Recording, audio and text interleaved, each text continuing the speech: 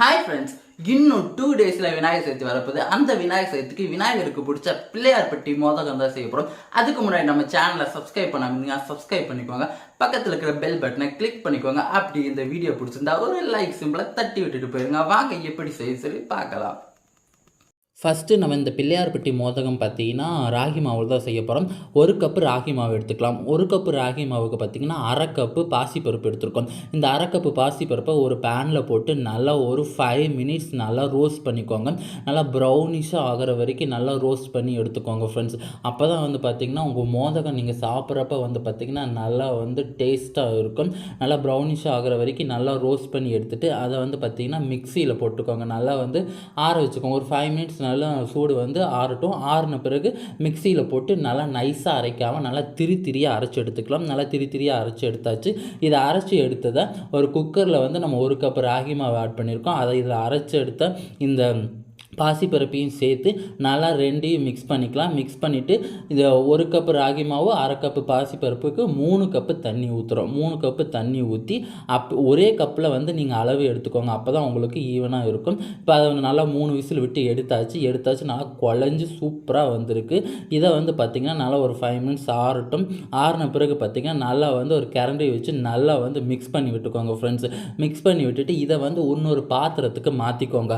மாற்றின பிறகு பார்த்திங்கன்னா நம்ம இதுக்கு வந்து ஸ்வீட்டுக்கு வந்து பார்த்திங்கன்னா மண்டவெல்லம் தான் ஆட் பண்ண போகிறோம். மண்டவெல்லத்தை பார்த்திங்கன்னா நல்லா வந்து பொடியாக தட்டி வச்சுருக்கோம். அந்த தட்டி வச்ச மண்டவெல்லத்தை வந்து பார்த்திங்கன்னா இதில் ஆட் பண்ணிக்கலாம். ஆனால் இதுக்கு முன்னாடி இது கூட கொஞ்சம் வந்து நெய் கொஞ்சம் சேர்த்திக்கோங்க. உங்களுக்கு தேவையான ஆட் பண்ணிக்கோங்க, இல்லைன்னா ஸ்கிப் பண்ணிடுங்க. நெய் ஆட் பண்ணிவிட்டு ஒரு 2 பெரட்டி விட்டுருக்கோங்க. அதுக்கப்புறம் வந்து இனிப்புக்காக நம்ம சொன்ன மாதிரி மண்டை வெல்லத்தையும் ஆட் பண்ணிடலாம். அது வந்து பார்த்திங்கன்னா 3/4 கப் அளவு. நீங்கள் எந்த கப்பில் ஃபஸ்ட்டு எடுத்துக்கிட்டு வரீங்களோ அதே கப்பில் பார்த்திங்கன்னா 3/4 கப் அளவுக்கு வந்து பார்த்திங்கன்னா நம்ம மண்டை வெல்லம் எடுத்துருக்கோம். அதையும் போட்டுட்டு நல்லா வந்து அந்த மண்டை வெல்ல கட்டிகளெல்லாம் நல்லா கரைகிற அளவுக்கு நல்லா மிக்ஸ் பண்ணி விட்டுக்கிட்டே வாங்க. நல்லா கரைஞ்சிரும். நல்லா கரைஞ்ச பிறகு தேங்காய் பூ வந்து ஒரு கைப்பிடி அளவுக்கு நம்ம எடுத்துருக்கோம். அதையும் போட்டு நல்லா மிக்ஸ் பண்ணி விட்டுருங்க ஃப்ரெண்ட்ஸ். இப்போ வந்து உங்களுக்கு நல்லா வந்து ரெடி ஆயிடுச்சு.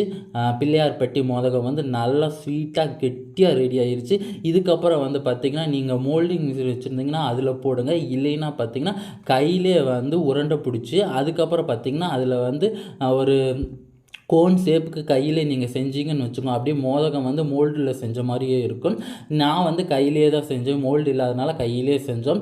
அது பார்த்திங்கன்னா அந்த ஷேப்புக்கே இருந்துச்சு. நல்லா வந்து உருண்டையாக பிடிச்சிட்டு அதுக்கப்புறம் வந்து கோன் ஷேப்புக்கு கையில் அப்படியே பிடிச்சோம்னா அது வந்து நல்லா அந்த ஷேப்புக்கே வந்துடும். அதுக்கு மேலே கத்தியில் நல்லா சுற்றி கோடு போட்டிங்கன்னா பார்க்குறதுக்கு அந்த பூ டிசைன் மாதிரி இருக்கும். இதுக்கப்புறம் நம்ம இது இட்லி பானையில் எடுத்து வச்சு நல்லா வேகட்டும். நல்லா ஒரு 10-15 மினிட்ஸ் நல்லா வெந்த பிறகு இதை எடுத்து வச்சாச்சு. நீங்களும் ட்ரை பண்ணி பாருங்கள்.